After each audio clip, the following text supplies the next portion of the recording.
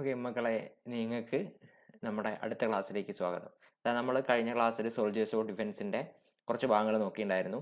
അതിൽ white blood cells വരെയാണല്ലേ നമ്മൾ നോക്കിയത്, അല്ലെങ്കിൽ ശ്വേതരക്താണുക്കൾ എത്ര തരം ഉണ്ടായിരുന്നു എന്നുള്ളതാണ് നമ്മൾ നോക്കിയത്. ഇനി നമ്മൾ അതിന്റെ ബാക്കി ഭാഗമാണ് എന്ത് ചെയ്യാൻ പോകുന്നത്, നോക്കാനായിട്ട് പോകുന്നത്. അതിന്റെ ബാക്കി ഭാഗങ്ങൾ നമ്മൾ നോക്കാൻ വേണ്ടി പോകുന്ന സമയത്ത് നമുക്ക് ആദ്യമായിട്ട് തീരെ ലേറ്റ് ആകാതെ നമുക്ക് ക്ലാസ്സിലേക്ക് പോകാം. നമ്മൾ സ്ഥിരം ഉള്ളതുപോലെ തന്നെ എന്താണ് ലെവലപ്പാണ്, അതായത് നിങ്ങൾ പഠിച്ചു കഴിഞ്ഞിട്ടുണ്ടാവും. അപ്പം അതിൻ്റെ ഭാഗങ്ങൾ ഒന്നും കൂടി ഓർമ്മിപ്പിക്കാൻ വേണ്ടി ക്ലാസ് കാണുമ്പോൾ നിങ്ങൾക്ക് ഒന്നും കൂടി ഓർത്തെടുക്കാൻ വേണ്ടിയിട്ടും എക്സാമുകൾ എളുപ്പത്തിൽ എഴുതാൻ വേണ്ടിയിട്ടുള്ളൊരു ഭാഗമാണ് നമ്മൾ ചെയ്യുന്നത്. ഓക്കെ, ഇന്ന് നമ്മൾ നോക്കാൻ പോകുന്നത് എന്താണ്, വീങ്ങൽ പ്രതികരണം അല്ലെങ്കിൽ ഇൻഫ്ലമേറ്ററി റെസ്പോൺസ് എങ്ങനെയാണ് നമ്മുടെ ശരീരത്തിൽ ഉണ്ടാവുന്നത് എന്നാണ്.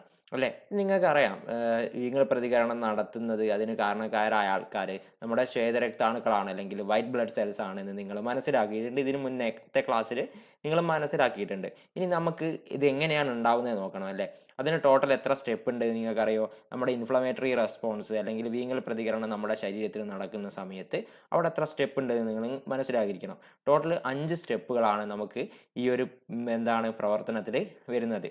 അതാ നിങ്ങൾക്ക് ചിത്രത്തിൽ കാണാൻ വേണ്ടി പറ്റുന്നുണ്ടല്ലോ, 5 സ്റ്റെപ്പ് നിങ്ങൾക്ക് കാണാൻ വേണ്ടി പറ്റുന്നില്ലേ? എന്തൊക്കെയാ? ഒരു മുറിവ് ഉണ്ടായിക്കഴിഞ്ഞാൽ ആ മുറിവ് വഴി സ്വാഭാവികമായിട്ടും എന്ത് സംഭവിക്കും? നമ്മുടെ രോഗാണുക്കൾ ശരീരത്തിനകത്തേക്ക് പ്രവേശിക്കുകയല്ലേ. ഇവിടെ നിങ്ങൾക്ക് കാണാം, എന്തിനെ കാണാം? രോഗാണുക്കളൊക്കെ നിങ്ങൾക്ക് കാണാൻ വേണ്ടി പറ്റും. ആ രോഗാണുക്കൾ ശരീരത്തിനകത്തേക്ക് പ്രവേശിച്ചു കഴിഞ്ഞാൽ പിന്നെ അവിടെ എന്താ സംഭവിക്കുന്നത്? രോഗാണുക്കൾ ശരീരത്തിലേക്ക് പ്രവേശിച്ചു കഴിഞ്ഞാൽ ആ രോഗാണുക്കൾ എന്ത് ചെയ്യും? കുറച്ച് രാസവസ്തുക്കൾ അല്ലെങ്കിൽ കെമിക്കൽസ് എന്ത് ചെയ്യും? പ്രൊഡ്യൂസ് ചെയ്യും. അല്ലേ, രാസവസ്തുക്കൾ അല്ലെങ്കിൽ കെമിക്കൽസ് പ്രൊഡ്യൂസ് ചെയ്യും. അങ്ങനെ കെമിക്കൽസ് പ്രൊഡ്യൂസ് ചെയ്ത് കഴിഞ്ഞാൽ ശരീരത്തിൽ എന്താണ്? പുറത്തുനിന്നൊരു വസ്തു വന്നു. അല്ലേ, പുറത്തുനിന്നുള്ള വസ്തു കഴിഞ്ഞാൽ സ്വാഭാവികമായിട്ടും മൂന്നാമത്തെ പ്രവർത്തനം എന്ന് പറഞ്ഞു കഴിഞ്ഞാൽ നമ്മുടെ രക്തലോമിക വികസിക്കുകയാണ് ചെയ്യുന്നത്, അല്ലെങ്കിൽ ബ്ലഡ് ക്യാപിലറീസ് എന്താണ്? ഡയലേറ്റ് ചെയ്യുകയാണ് ചെയ്യുന്നത്. ഈ രക്തലോമികയെ വികസിപ്പിക്കാൻ സഹായിക്കുന്ന ഒരു ശ്വേതരക്താണ് ഉണ്ടായിരുന്നല്ലോ, നമ്മൾ കഴിഞ്ഞ ക്ലാസ്സിൽ പഠിച്ച എന്തായിരുന്നു അതിന്റെ പേര്? ബേസോഫിൽ. അല്ലേ, എന്തായിരുന്നു? ബേസോഫിൽ. ഏറ്റവും ബേസ് ആയിട്ടുള്ള ആളല്ലേ ബേസോഫിൽ എന്ന് പറയുന്നത്. ആ ബേസോഫിൽ എന്ത് ചെയ്യും? നമ്മുടെ രക്തലോമികൾ എന്താണ് വികസിപ്പിക്കാൻ വേണ്ടി സഹായിക്കും, അല്ലെങ്കിൽ എന്താണ്? ബ്ലഡ് ക്യാപിലറീസിനെ ഡയലേറ്റ് ചെയ്യാൻ വേണ്ടി സഹായിക്കും. അങ്ങനെ ബ്ലഡ് ക്യാപിലറീസ് ഡയലേറ്റ് ചെയ്ത് കഴിഞ്ഞാൽ നമ്മുടെ രക്തലോമിക വികസിച്ചു കഴിഞ്ഞാൽ അവിടത്തേക്ക് ആരെത്തും? നമ്മുടെ വൈറ്റ് ബ്ലഡ് സെൽസ് അല്ലെങ്കിൽ ശ്വേതരക്താണുക്കൾ. അല്ലേ, ബാക്കിയുള്ള ശ്വേതരക്താണുക്കൾ ബേസോഫിലിനെ കൂടാതെ മറ്റ് 4 ശ്വേതരക്താണുക്കൾ കൂടെ ഇല്ലേ, അവരും കൂടെ വന്ന് നമ്മുടെ ഈ രോഗാണുവിൻ്റെ അടുത്തേക്ക് എത്തും. അല്ലേ, മുറിവ് വഴി ഉള്ളിലേക്ക് പ്രവേശിച്ച രോഗാണുവിൻ്റെ അടുത്തേക്ക് എത്തും. പിന്നെ എന്താ സംഭവിക്കുന്നത്? ഏറ്റവും ലാസ്റ്റ് 5ാമത്തെ പ്രക്രിയ എന്താ മക്കളെ? 5ാമത്തെ പ്രക്രിയയാണ് നമ്മുടെ ന്യൂട്രോഫില്, അതുപോലെ തന്നെ എന്താണ്? മോണോസൈറ്റ്. Neutrophil, monocyte. ഇതെന്താണ്? 2 ശ്വേതരക്താണുക്കളല്ലേ, അല്ലെങ്കിൽ വൈറ്റ് ബ്ലഡ് സെൽസ് അല്ലേ. അപ്പൊ ഇവരെന്ത് ചെയ്യും? നമ്മുടെ ബാക്ടീരിയനെ അല്ലെങ്കിൽ രോഗാണുവിനെ, ഏത് രോഗാണുവാണോ പ്രവേശിച്ചത് അതിനെ എന്ത് ചെയ്യും? വിഴുങ്ങി നശിപ്പിക്കും. അല്ലേ, engulf and destroy the germs. ഇതാണ് നമ്മുടെ ഇൻഫ്ലമേറ്ററി റെസ്പോൺസിന്റെ കാരണം എന്ന് പറയുന്നത്. അപ്പം ഒന്നും കൂടി നമുക്ക് പറയാം, എന്താണ്? ഒരു മുറിവുണ്ടായി നമ്മുടെ ശരീരത്തിൽ. ആ മുറിവുണ്ടായി കഴിഞ്ഞാൽ അവിടത്തേക്ക് ആ മുറിവ് വഴി രോഗാണുക്കൾ പ്രവേശിക്കുന്നു. രോഗാണു പ്രവേശിച്ചു കഴിഞ്ഞാൽ ആ രോഗാണുക്കൾ എന്ത് ചെയ്യും? അവിടെ കുറച്ച് രാസവസ്തുക്കൾ അല്ലെങ്കിൽ കെമിക്കൽസ് ഉണ്ടാക്കും. ആ കെമിക്കൽസ് ഉണ്ടായി കഴിഞ്ഞാൽ എന്ത് ചെയ്യും? നമ്മുടെ ബ്ലഡ് ക്യാപിലറീസിലെ നമ്മുടെ പ്രതിരോധത്തിന്റെ കാവൽഭടന്മാരില്ലേ, അല്ലേ, എന്താണ്? Soldiers of defence mechanism. ആ സോൾജിയേഴ്സ് എന്ത് ചെയ്യും? നമ്മുടെ രക്തലോമിക വഴി മുറിവ് പറ്റിയ സ്ഥലത്തേക്ക് എത്തും. അപ്പം ആദ്യമായിട്ട് നമ്മുടെ രക്തലോമികേനെ വികസിപ്പിക്കുന്ന പ്രക്രിയ ആരാണ് നടത്തുന്നത്? ബേസോഫില്ലാണ് നടത്തുന്നത്. ബേസോഫിൽ അത് നടത്തിക്കഴിഞ്ഞാൽ ബാക്കിയുള്ള വൈറ്റ് ബ്ലഡ് സെൽസ് അല്ലെങ്കിൽ ശ്വേതരക്താണുക്കൾ എന്ത് ചെയ്യും? നമ്മുടെ മുറിവ് പറ്റിയ സ്ഥലത്തേക്ക് എത്തുകയും അതുപോലെ തന്നെ ആ വൈറ്റ് ബ്ലഡ് സെൽസിലുള്ള മെമ്പേഴ്സ് ആയിട്ടുള്ള നമ്മുടെ ന്യൂട്രോഫിൽ കുട്ടന്മാരും മോണോസൈറ്റുകളും എന്ത് ചെയ്യും? നമ്മുടെ ജേംസിനെ അല്ലെങ്കിൽ രോഗാണുവിനെ വിഴുങ്ങിയാണ് നശിപ്പിക്കുക. എന്താണ് വിഴുങ്ങി? അല്ലെങ്കിൽ ഇംഗ്ലീഷിലാകുന്ന സമയത്ത് എൻഗൾഫ് എന്ന് നമ്മൾ പറയും. അല്ലേ, engulf and destroy the germs. അതിൻ്റെ തൊട്ട് മലയാളം തന്നെയാണ് നമ്മളിവിടെ പറയുന്നത്. എന്താണ്? ഒന്നാമതായിട്ട് എന്താണ്? മുറിവിലൂടെ നമ്മുടെ രോഗാണുക്കൾ എന്ത് ചെയ്യുന്നു? മുറിവിലൂടെ ഉള്ളിലേക്ക് പ്രവേശിക്കുന്നു. അവിടെ എന്ത് ചെയ്യുന്നു? രാസവസ്തുക്കൾ രൂപപ്പെടുന്നു. രാസവസ്തുക്കൾ രൂപപ്പെട്ടു കഴിഞ്ഞാൽ രക്തലോമിക വികസിക്കും. രക്തലോമിക വികസിക്കാൻ സഹായിക്കുന്ന ആൾക്കാരാണ് ആര്? നമ്മുടെ ബേസോഫില്ലുകൾ എന്ന് പറയുന്നത്. പിന്നെ എന്താ? അവിടത്തേക്ക് ശ്വേതരക്താണുക്കൾ ലോമികാഭിത്തിയിലൂടെ എന്ത് ചെയ്യും? മുറിവേറ്റ സ്ഥലത്തേക്ക് എത്തുകയും നമ്മുടെ അത് കൂട്ടത്തിലുള്ള ന്യൂട്രോഫിൽ കുട്ടന്മാരും അതുപോലെ തന്നെ മോണോസൈറ്റുകളും എന്ത് ചെയ്യും? രോഗാണുക്കളെ വിഴുങ്ങി നശിപ്പിക്കും. അങ്ങനെ ഈ ഒരു പ്രവർത്തനം നടക്കുന്ന സമയത്താണ് നമുക്ക് മുറിവ് പറ്റിയ സ്ഥലത്തൊക്കെ വീക്കം ഉണ്ടാകുന്നത്. അല്ലേ, നിങ്ങൾ ആലോചിച്ചിട്ടുണ്ടോ? നമുക്ക് മുറിവ് പറ്റിക്കഴിഞ്ഞാൽ എന്താണ് അവിടെ വീക്കം വരുന്നതെന്നുള്ള? അപ്പോൾ ഇവരൊക്കെ വന്ന് അവിടെ പ്രവർത്തിക്കുന്നതുകൊണ്ടാണ് എന്ത് ചെയ്യുന്നത്? വീക്കം വരുന്നത് എന്നുള്ളത് നിങ്ങൾ എന്ത് ചെയ്യുക? മനസ്സിലാക്കി വെക്കുക. ഈ 5 സ്റ്റെപ്പുകൾ എന്ത് ചെയ്യുക? നിങ്ങൾ നല്ലതുപോലെ മനസ്സിലാക്കി വെക്കുക. അല്ലേ, അപ്പോൾ ആ ഒരു പോയിന്റാണ് ഇവിടെ നമ്മൾ പറയുന്നത്. എന്താണ്? ഒരു മുറിവോ രോഗാണുബാധയോ ഉണ്ടാകുമ്പോൾ കേടുപറ്റിയ കോശങ്ങൾ ചില രാസവസ്തുക്കൾ ഉൽപ്പാദിപ്പിക്കുന്നു. ഇവ ആ ഭാഗത്തെ രക്തലോമികകളെ വികസിപ്പിക്കാൻ സഹായിക്കുന്നു. കൂട്ടത്തിൽ നമ്മുടെ ബേസോഫിലും എന്ത് ചെയ്യുന്നുണ്ട്, രക്തലോമിക വികസിപ്പിക്കാൻ സഹായിക്കുന്നുണ്ട്. അപ്പോൾ അവിടത്തേക്ക് എന്ത് ചെയ്യും, രക്തപ്രവാഹം കൂടുകയും ആ രക്തപ്രവാഹം കൂടുന്ന സമയത്ത് കൂടുതൽ നമ്മുടെ ശ്വേതരക്താണുക്കൾ അഥവാ വൈറ്റ് ബ്ലഡ് സെൽസ് എന്ത് ചെയ്യും, അവിടത്തേക്ക് എത്തുകയും ആ സമയത്ത് അവിടെ എന്താണ് പ്രതിരോധ പ്രവർത്തനം നടക്കുകയും ചെയ്യും. ആ പ്രതിരോധ പ്രവർത്തനമാണ് നമ്മൾ വീങ്ങൽ പ്രതികരണം അല്ലെങ്കിൽ ഇൻഫ്ലമേറ്ററി റെസ്പോൺസ് എന്നറിയപ്പെടുന്നത്. ഓക്കെ, ഇനി അടുത്തതായിട്ട് നമ്മൾ പഠിച്ചു എന്താണ്, നമ്മുടെ വൈറ്റ് ബ്ലഡ് സെൽസിനെ കുറിച്ച് പഠിച്ചു. ആ വൈറ്റ് ബ്ലഡ് സെൽസിൽ രണ്ടാൾക്കാരുണ്ട്. നമ്മളിപ്പോൾ പറഞ്ഞു, തൊട്ട് മുന്നേ പറഞ്ഞു എന്താണ്, ന്യൂട്രോഫിലുകളും മോണോസൈറ്റുകളും വിഴുങ്ങി നശിപ്പിക്കുന്ന ആൾക്കാരാണ് എന്ന് നമ്മൾ പറഞ്ഞല്ലേ. വിഴുങ്ങി നശിപ്പിക്കുന്ന ആൾക്കാരാണ്. എങ്ങനെയാണ് ഇവർ വിഴുങ്ങി നശിപ്പിക്കുന്നത്? അതിനൊരു പേരുണ്ട്, വിഴുങ്ങി നശിപ്പിക്കുന്നതിന് ഒരു പേരുണ്ട്. ആ പേരാണ് മക്കളെ ഫാഗോസൈറ്റോസിസ് എന്ന്. എന്താണ് ഫാഗോസൈറ്റോസിസ് അല്ലേ? നമ്മുടെ ശ്വേതരക്താണുക്കൾ രോഗാണുക്കളെ വിഴുങ്ങി നശിപ്പിക്കുന്ന ആ പ്രക്രിയനെയാണ് നമ്മൾ, അല്ലെങ്കിൽ ആ പ്രോസസ്സിനെയാണ് നമ്മൾ എന്ത് പറയുന്നത്, ഫാഗോസൈറ്റോസിസ് എന്ന് പറയുന്നത്. ഇനി എങ്ങനെയാണ് ഈ ഫാഗോസൈറ്റോസിസ് നടക്കുന്നത് നമുക്ക് നോക്കണ്ടേ അല്ലേ? ഇതവിടെ നിങ്ങൾക്ക് ചിത്രത്തിൽ കാണാൻ പറ്റും. ഒരു പാത്തോജൻ അല്ലെങ്കിൽ ഒരു രോഗാണു എന്താണ് ആദ്യമായിട്ട് എവിടത്തേക്ക് വന്നു, നമ്മുടെ വൈറ്റ് ബ്ലഡ് സെൽസിൻ്റെ അടുത്തേക്ക് വന്നു. അപ്പം എന്താണ്, രോഗാണുക്കളെ അവരെന്ത് ചെയ്തു, ഒരു സ്തരസഞ്ചിയിലാക്കി. സ്തരസഞ്ചിനെ നമുക്ക് എന്ത് പറയാം, മെംബ്രെയിൻ സാക്ക്. എന്ത് ചെയ്യും, വിഴുങ്ങി എന്ത് ചെയ്യും, ഒരു സ്തരസഞ്ചിയിലേക്ക് ആക്കും അല്ലെ. മെംബ്രെയിൻ സാക്കിനകത്തേക്ക് അല്ലെങ്കിൽ സ്തരസഞ്ചിക്കകത്തേക്ക് എന്ത് ചെയ്യും, മാറ്റും. അവിടത്തേക്ക് മാറ്റിക്കഴിഞ്ഞാൽ പിന്നെതാ അവിടത്തേക്ക് ഒരാൾ നിങ്ങൾ പോകുന്ന കാണുന്നുണ്ടോ? എന്താ ഇയാളെ പേര്?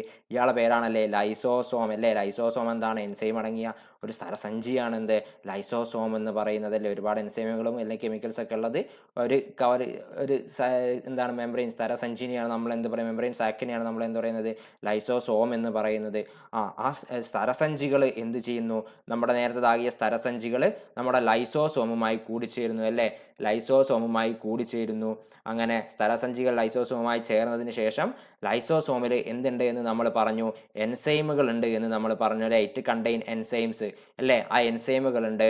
ആ എൻസൈമുകൾ രോഗാണുക്കളെ എന്ത് ചെയ്യും, ശിഥിലീകരിച്ച് അല്ലെങ്കിൽ ഡീജനറേറ്റ് ചെയ്ത് അത് നശിപ്പിക്കുന്നു അല്ലെങ്കിൽ ഡിസ്ട്രോയ് ചെയ്യുന്നു. അപ്പോൾ ഫാഗോസൈറ്റോസിന് എന്താ നടക്കുന്നത്, ഫാഗോസൈറ്റോസിസ് നടക്കുന്ന പാത്തോജൻ ആദ്യം എന്ത് ചെയ്യും, പാത്തോജൻ്റെ അടുത്ത് നമ്മളെ പാത്തോജനിൻ്റെ അടുത്തേക്ക് വരും അല്ലെ. പാത്തോജനെ എത്തിക്കഴിഞ്ഞാൽ എന്ത് ചെയ്യും, നമ്മുടെ ഈ ഫാഗോസൈറ്റോസിസിൽ ഉൾപ്പെടുന്ന ന്യൂട്രോഫിലുകളും മോണോസൈറ്റുകളും അതിനെ എൻഗൾഫ് ചെയ്യും, വിഴുങ്ങും അല്ലെ. വിഴുങ്ങി എന്ത് ചെയ്യും, സ്തരസഞ്ചിൻ്റെ അകത്തേക്ക് ആക്കും.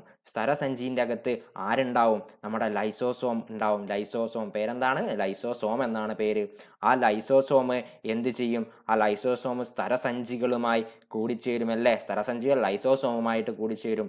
അങ്ങനെ ആ ലൈസോസോമിൽ അടങ്ങിയിരിക്കുന്ന എൻസൈമുകൾ എന്ത് ചെയ്യും, നമ്മുടെ ആ ഒരു രോഗാണുവിനെ അല്ലെങ്കിൽ അതെന്താ ബാക്ടീരിയോ എന്തോ ആയിക്കോട്ടെ, അതെന്താണ് ആ രോഗാണുവിനെ എന്ത് ചെയ്യും, ശിഥിലീകരിക്കും അഥവാ ഡീജനറേറ്റ് ചെയ്യും.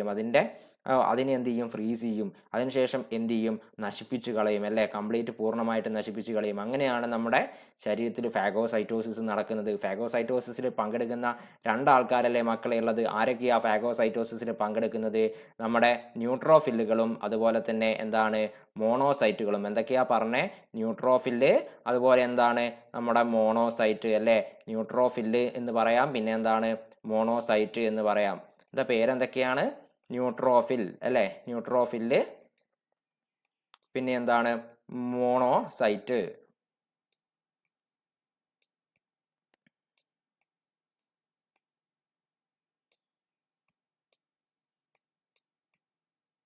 മോണോസൈറ്റ്, ന്യൂട്രോഫിലും മോണോസൈറ്റും ആണ് എന്ത്, നമ്മുടെ ഫാഗോസൈറ്റോസിസിൽ പങ്കെടുക്കുന്നത്. എക്സാമിന് ഇത് പ്രധാനപ്പെട്ടതാണ്. എന്താ ചോദിക്കും, ഇങ്ങോട്ട് വിഴുങ്ങി നശിപ്പിക്കുന്ന അല്ലെങ്കിൽ ഒരു രോഗാണുവിനെ വിഴുങ്ങി നശിപ്പിക്കാൻ കഴിവുള്ളത് ആരാണ് എന്ന് ചോദിക്കും. അപ്പം അത് ന്യൂട്രോഫിലും മോണോസൈറ്റും ആണ് വിഴുങ്ങി നശിപ്പിക്കുന്നത്. അതിൽ ജേംസിനെ വിഴുങ്ങി നശിപ്പിക്കുന്ന, രോഗാണുവിനെ വിഴുങ്ങി നശിപ്പിക്കുന്നത് ആരാണ്, രോഗാണുവിനെ മോണോസൈറ്റാണ് വിഴുങ്ങി നശിപ്പിക്കുന്നത്, ജേംസ് മോണോസൈറ്റ്. ഓക്കെ, ഇനി എങ്കിൽ ബാക്ടീരിയയെ വിഴുങ്ങി നശിപ്പിക്കുന്നത് ആരാ, ബാക്ടീരിയയെ വിഴുങ്ങി നശിപ്പിക്കാൻ കഴിവുള്ള ആൾക്കാരാണ് മക്കളെ ആര് എന്ന് പറയുന്നത്, നമ്മുടെ ന്യൂട്രോഫിൽ എന്ന് പറയുന്നത്. എന്താണ് ന്യൂട്രോഫിൽ എന്ന് പറയുന്നത്. ഓക്കെ, ഇനി അടുത്ത എക്സാമിന് പ്രധാനപ്പെട്ട ഒരു ഭാഗമാണ് നമ്മുടെ രക്തം കട്ട പിടിക്കുന്ന പ്രക്രിയ. എങ്ങനെയാ മക്കളെ നമ്മുടെ ബ്ലഡ് ക്ലോട്ട് ആവുന്നത്? നമുക്കൊരു മുറിവ് പറ്റിക്കഴിഞ്ഞാൽ ആ മുറിവ് കൂടെ കുറച്ച് നേരമല്ലേ രക്തം പോകുന്നുള്ളൂ അല്ലേ. ഏകദേശം എന്താണ് ഒരു 5 മുതൽ 8 മിനിറ്റ് വരെ എന്തുണ്ടാവും, രക്തസ്രാവം ഉണ്ടാവാനുള്ള സാധ്യതയുണ്ട്. പിന്നെ അതിനുശേഷം ഏകദേശം ഒരു 8 മിനിറ്റ് ഒക്കെ ആകുമ്പോഴത്തേക്ക് എന്ത് ചെയ്യും, നമ്മുടെ രക്തം കട്ട പിടിച്ചു തുടങ്ങും അല്ലേ, രക്തസ്രാവത്തിൻ്റെ അളവ് കുറയും. അവിടെ മുറിവ് പറ്റിയ ഭാഗത്ത് എന്ത് ചെയ്യും, രക്തം കട്ട പിടിക്കാൻ തുടങ്ങും. എങ്ങനെയാണ് ഇത് നടക്കുന്നത് എന്നുള്ളത് എക്സാമിന് ഇതിന് ഒരുപാട് മുന്നേ ചോദിച്ചിട്ടുണ്ട്, ഇപ്പോഴും ചോദിച്ചുകൊണ്ടിരിക്കുന്നുണ്ട്. പിന്നെ നിങ്ങൾക്ക് സ്കൂളുകളിലൊക്കെ ഇനിയും ചോദിക്കാൻ സാധ്യതയുള്ള, നമ്മുടെ ഫൈനൽ എക്സാമിനടക്കം ചോദിക്കാൻ സാധ്യതയുള്ള ഒരു ഭാഗമാണ്. അപ്പോൾ ഇതെന്ത് ചെയ്യണം, നിങ്ങളെല്ലാവരും നോക്കി വെക്കണം. ഇവിടെ എന്താ മക്കളെ സംഭവിക്കുന്നത് നമുക്ക് നോക്കാം. നമ്മുടെ മുറിവേറ്റ ഭാഗം അല്ലേ, മുറിവേറ്റ ഭാഗത്ത് കലകൾ അല്ലെങ്കിൽ ടിഷ്യൂസ് ഉണ്ടാവും, അതുപോലെ തന്നെ പ്ലേറ്റ്ലെറ്റുകൾ ഉണ്ടാവും. ഇവ എന്ത് ചെയ്യുന്നു, ഡീജനറേറ്റ് ചെയ്യുന്നു അഥവാ ശിഥിലീകരിക്കുന്നു. എന്നിട്ട് എന്താണ് ഫോം ചെയ്യുന്നത്, നമ്മുടെ ഉണ്ടാവുന്നത് എന്താണ്, ത്രോംബോപ്ലാസ്റ്റിൻ അല്ലേ. ത്രോംബോപ്ലാസ്റ്റിൻ എന്ന രാസാഗ്നി അല്ലെങ്കിൽ എൻസൈം ഉണ്ടാകും. ത്രോംബോപ്ലാസ്റ്റിൻ എന്ന രാസാഗ്നി ഉണ്ടാകുന്നു. ഈ ത്രോംബോപ്ലാസ്റ്റിൻ ഉണ്ടായി കഴിഞ്ഞാൽ എന്താണ്, ത്രോംബോപ്ലാസ്റ്റിൻ ഉണ്ടായി. ആ ത്രോംബോപ്ലാസ്റ്റിൻ എന്ത് ചെയ്യും, നമ്മുടെ പ്ലാസ്മയിലെ പ്രോത്രോംബിനെ എന്ത് ചെയ്യും, ത്രോംബിനാക്കി മാറ്റും അല്ലേ. ആദ്യം എന്ത് ചെയ്യും, ഒരു മുറിവ് പറ്റിക്കഴിഞ്ഞാൽ ആ ഭാഗത്തുള്ള കലകളും പ്ലേറ്റ്ലെറ്റുകളും അല്ലെ ടിഷ്യൂസ് ആൻഡ് പ്ലേറ്റ്ലെറ്റ്സ് എന്ത് ചെയ്യും, ഡീജനറേറ്റ് ചെയ്യും. അതിനുശേഷം ത്രോംബോപ്ലാസ്റ്റിൻ എന്ന എൻസൈം ഉണ്ടാകും. ആ ത്രോംബോപ്ലാസ്റ്റിൻ ഇവിടെ കാണാം നിങ്ങൾക്ക്. ത്രോംബോപ്ലാസ്റ്റിൻ ഇവിടെ ഉണ്ട്. അതുപോലെ തന്നെ ഇവിടെ നമ്മുടെ ബ്ലഡിൽ, നമ്മുടെ രക്തത്തിൽ എന്തുണ്ട്, പ്ലാസ്മയുണ്ട്. മഞ്ഞ നിറത്തിൽ നിങ്ങൾക്ക് കാണാൻ വേണ്ടി പറ്റും, പ്ലാസ്മയുണ്ട്. ആ പ്ലാസ്മയിലെ പ്രോത്രോംബിൻ ഉണ്ട്. ആ പ്രോത്രോംബിനെ ത്രോംബിനാക്കി മാറ്റും. ഒന്നാമത്തെ സ്റ്റെപ്പ്, ഫസ്റ്റ് സ്റ്റെപ്പാണ് എന്ത്, നമ്മുടെ പ്ലാസ്മയിലെ പ്രോത്രോംബിനെ ത്രോംബിനാക്കുന്നു. ആരുടെ സഹായത്തോടെ ആക്കുന്നത്, നമ്മുടെ thromboplastin, calcium, vitamin K. Thromboplastin, calcium, vitamin K ഇവയുടെ സഹായത്തോടു കൂടി പ്ലാസ്മയിലെ പ്രോത്രോംബിനെ ത്രോംബിനാക്കി മാറ്റുന്നു. എവിടുന്നാ ത്രോംബോപ്ലാസ്റ്റിൻ ഉണ്ടാവുന്നത്, നമ്മുടെ മുറിവേറ്റ ഭാഗത്തെ അല്ലെ, മുറിവ് പറ്റിയ ഭാഗത്തെ, വൗണ്ടുള്ള ഭാഗത്തെ ടിഷ്യൂസ് ആൻഡ് പ്ലേറ്റ്ലെറ്റ്സ് അല്ലെങ്കിൽ കലകളും പ്ലേറ്റ്ലെറ്റുകളും ശിഥിലീകരിച്ചിട്ടാണ് എന്തുണ്ടാവുന്നത്, ത്രോംബോപ്ലാസ്റ്റിൻ ഉണ്ടാവുന്നത്. ഇനി ഇവിടെ പ്രോത്രോംബിൽ നിന്ന് ത്രോംബിൻ ഉണ്ടായി എന്ന് പറഞ്ഞു. രണ്ടാമത്തെ സ്റ്റെപ്പ് എന്താ, ഇതാണ് നമ്മുടെ രണ്ടാമത്തെ സ്റ്റെപ്പ് എന്ന് പറയുന്നത്. എന്താണ് രണ്ടാമത്തെ സ്റ്റെപ്പാണ് ഇവിടെ എന്താണ്, നമ്മുടെ ഫൈബ്രിനോജൻ ഉണ്ട്. ആ ഫൈബ്രിനോജൻ ത്രോംബിന്റെ സഹായത്തോടു കൂടി എന്തായി മാറുന്നുണ്ട്, ഫൈബ്രിൻ നാരുകളായി മാറും അല്ലേ. ഫൈബ്രിൻ നാരുകൾ നമ്മുടെ രക്തത്തിലുള്ളതാണ് ഫൈബ്രിനോജൻ. ആ ഫൈബ്രിനോജൻ എന്താണ്, ത്രോംബിന്റെ സഹായത്തോടു കൂടി ഫൈബ്രിൻ നാരുകളായി മാറുന്നതാണ് രണ്ടാമത്തെ സ്റ്റെപ്പ് എന്ന് പറയുന്നത്. പിന്നെയോ ഈ ഫൈബ്രിൻ നാരുകൾ കൂടിച്ചേർന്നിട്ട് വലക്കണ്ണികൾ രൂപപ്പെടും. എന്താണ് ഇവിടെ എന്താ, ഈ നെറ്റ്വർക്ക് ഫോം ചെയ്യുമല്ലേ. നമ്മുടെ ഫൈബ്രിന്റെ നെറ്റ്വർക്ക്സ് എന്ത് ചെയ്യുന്നുണ്ട്, കിട്ടുന്നുണ്ട്. ഫൈബ്രിൻ നെറ്റ്വർക്ക്സ് ഫോം ചെയ്യും. അങ്ങനെ അവിടെ എന്താണ്, നമ്മുടെ റെഡ് ബ്ലഡ് സെൽസ് അല്ലെങ്കിൽ അരുണരക്താണുക്കൾ RBC, അതുപോലെ തന്നെ പ്ലേറ്റ്ലെറ്റുകൾ ഇവയൊക്കെ തങ്ങി രക്തക്കട്ടയുണ്ടാകും. അങ്ങനെയാണ് നമ്മുടെ രക്തം എന്ത് ചെയ്യുന്നത്, കട്ട പിടിക്കുന്നത്. ഒരു മുറിവേറ്റ ഭാഗത്തുള്ള കലകളും പ്ലേറ്റ്ലെറ്റുകളും എന്ത് ചെയ്യുന്നു, ശിഥിലീകരിക്കുന്നു അല്ലെങ്കിൽ ഡീജനറേറ്റ് ചെയ്യുന്നു. അവിടെ ത്രോംബോപ്ലാസ്റ്റിൻ എന്ന എൻസൈം ഉണ്ടാകുന്നു. മലയാളത്തിലാണെങ്കിൽ രാസാഗ്നി എന്ന് പറയാം. അങ്ങനെ ആ ത്രോംബോപ്ലാസ്റ്റിന്റെ സഹായത്തോടു കൂടി നമ്മുടെ പ്ലാസ്മയിലെ എന്താണ്, പ്രോത്രോംബിൻ എന്തായിട്ട് മാറുന്നു, ത്രോംബിനായി മാറുന്നു. കൂടെ ആരും കൂടെ സഹായിക്കുന്നുണ്ട്, കാൽസ്യവും വിറ്റാമിൻ കെയും കൂടെ എന്ത് ചെയ്യുന്നുണ്ട്, സഹായിക്കുന്നുണ്ട്. പിന്നെയോ ഈ ത്രോംബിന്റെ സഹായത്താലാണ് പിന്നീട് നമ്മുടെ ഫൈബ്രിനോജൻ എന്ന് പറയുന്ന പ്രോട്ടീൻ എന്തായി മാറുന്നത്, ഫൈബ്രിൻ നാരുകളായിട്ട് മാറുന്നത്.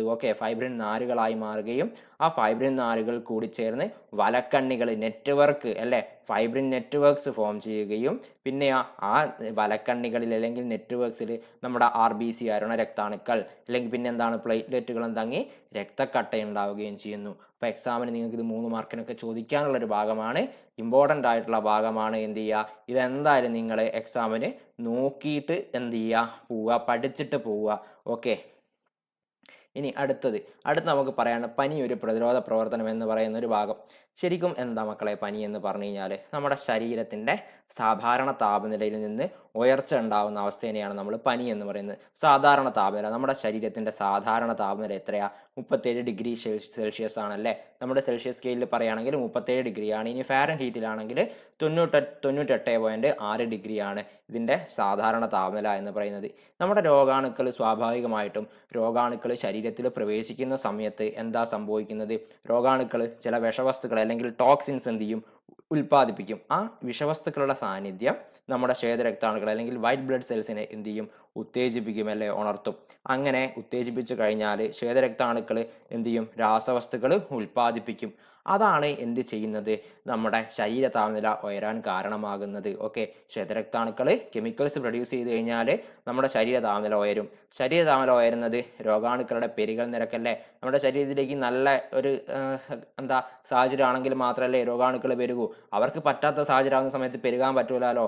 അപ്പം നമ്മുടെ ശരീര താപനില കൂടുന്ന സമയത്ത് എന്താണ്, നമ്മുടെ രോഗാണുക്കൾ നമ്മുടെ ശരീരത്തിൽ എന്താണ് കൂടുന്നതിൻ്റെ നിരക്ക് കുറയും. അതുപോലെ തന്നെ വിഴുങ്ങി നശിപ്പിക്കാനുള്ള നമ്മുടെ വൈറ്റ് ബ്ലഡ് സെൽസ് അല്ലെങ്കിൽ ശ്വേതരക്താണുക്കളുടെ കഴിവ് കൂടുകയും ചെയ്യും.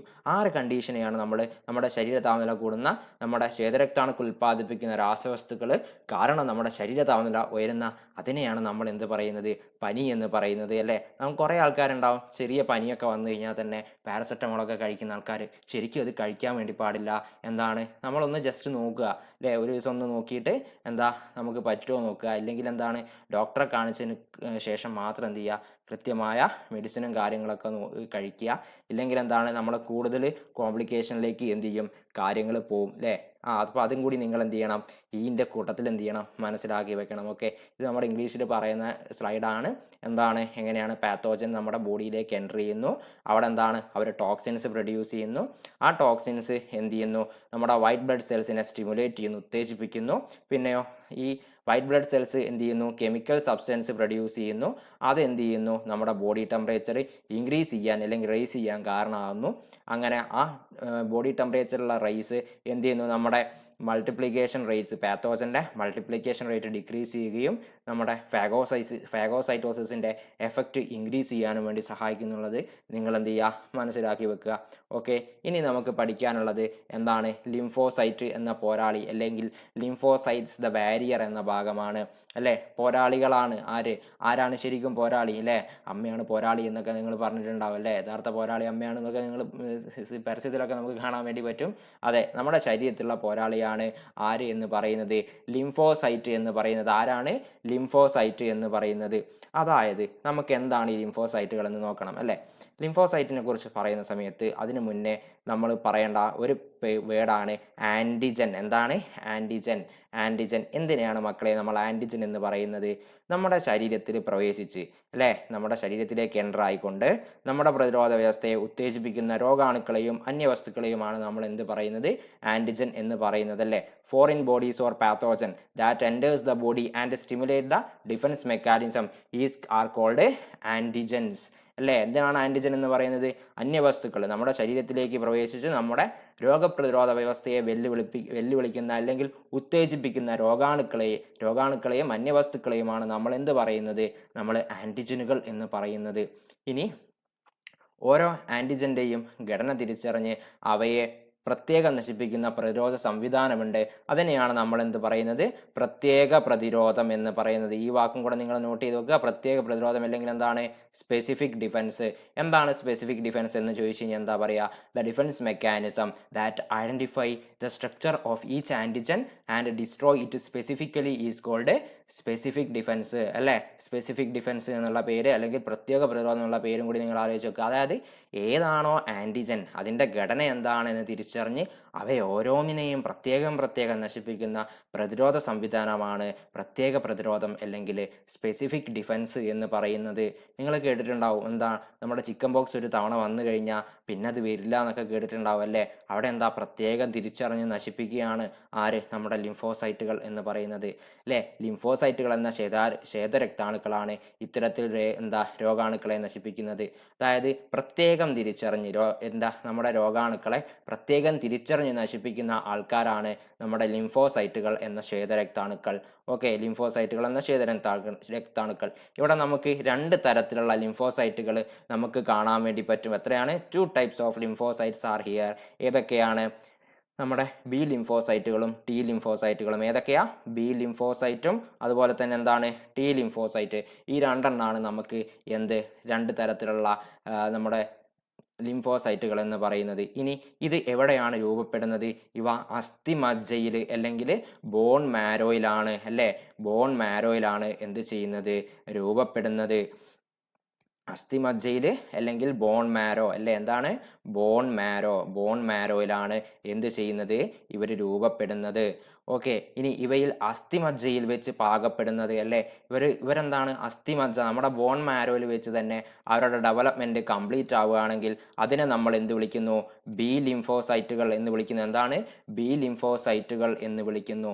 ഇനി അവര് നമ്മുടെ തൈമസ് ഗ്രന്ഥിയിൽ വെച്ചിട്ടാണ്, നമ്മുടെ തൈമസ് ഗ്ലാൻഡിൽ വെച്ചിട്ടാണ് എന്ത് ചെയ്യുന്നത്, പാകമാകുന്നത് അല്ലെങ്കിൽ അതിന് പൂർണ്ണ വളർച്ചയെത്തുന്നതെങ്കിൽ അതിനെ നമ്മൾ ടി ലിംഫോസൈറ്റുകൾ എന്ന് വിളിക്കുന്നു. എന്താണ് ടി ലിംഫോസൈറ്റുകൾ എന്ന് വിളിക്കുന്നു. ഓക്കെ, അപ്പോൾ നമ്മുടെ ലിംഫോസൈറ്റുകൾ എന്ന് പറഞ്ഞു കഴിഞ്ഞാൽ പോരാളികളാണ്, നമ്മുടെ പ്രത്യേക പ്രതിരോധ സംവിധാനത്തിനെ സഹായിക്കുന്ന ആളുകളാണ് ആര്, നമ്മുടെ ലിംഫോസൈറ്റുകൾ എന്ന് പറയുന്നത്.